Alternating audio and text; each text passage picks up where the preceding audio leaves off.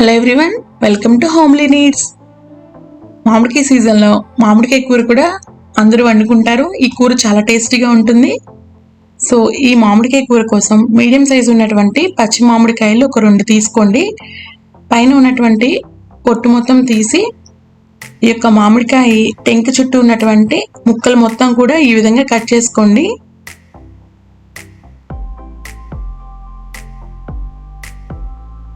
చూస్తున్నారు కదా, ఈ టెంక చుట్టూ ఉన్నటువంటిది మొత్తం కట్ చేసుకొని టెంకని బయట పడేయండి.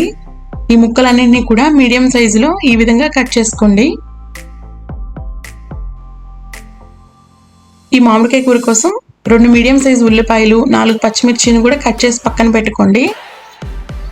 ఇప్పుడు ఒక బాణీలో 2 గరిటెల నూనె వేసి నూనె వేడైన తర్వాత ఒక 1/2 టీ స్పూన్ జీలకర్ర, అలానే పచ్చిశనగపప్పు, సాయమినపప్పు, ఆవాలు వేసి వేయించండి. పోపు దినుసులు వేగిన తర్వాత ఇందులో 2 రెబ్బల కరివేపాకు, 3 ఎండుమిర్చి, 4 వెల్లుల్లి రెబ్బలు వేసి వేయించండి. ఈ పోపు దినుసులు వేగిన తర్వాత దీనిలోకి కట్ చేసి పెట్టుకున్నటువంటి ఉల్లిపాయ పచ్చిమిర్చి ముక్కలను కూడా యాడ్ చేయండి. ఈ తాలింపులోనే ఒక 1/2 టీ స్పూన్ పసుపు యాడ్ చేయండి. అంతా కూడా ఒకసారి కలుపుకోండి.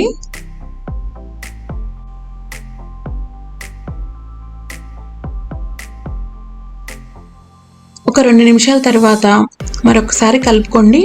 ఉల్లిపాయ ముక్కలు బాగా వేగితే బాగుంటాయి. ఒకసారి అంతా కలుపుకొని మరొక 2 నిమిషాలు ఆగండి.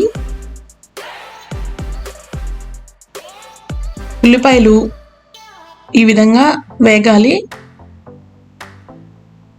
చూస్తున్నారు కదా, ఈ విధంగా ఉల్లిపాయలు వేగిన తర్వాతనే ఇందులోకి కట్ చేసి పెట్టుకున్నటువంటి మామిడికాయ ముక్కల్ని యాడ్ చేసుకోవాలి.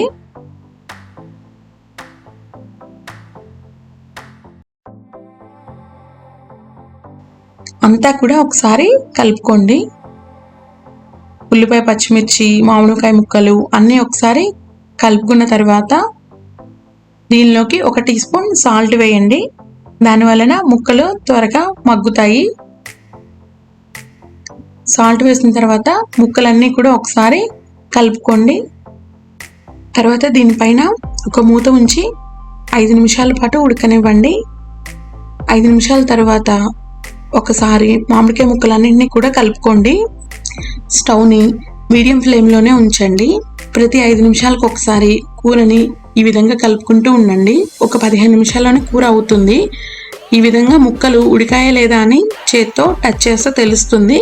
ఇక్కడ ఇంకా పచ్చిగానే ఉంది మామిడికాయ ముక్క, కాబట్టి మూత వేసి మరొక 5 నిమిషాల పాటు ఉడికించండి.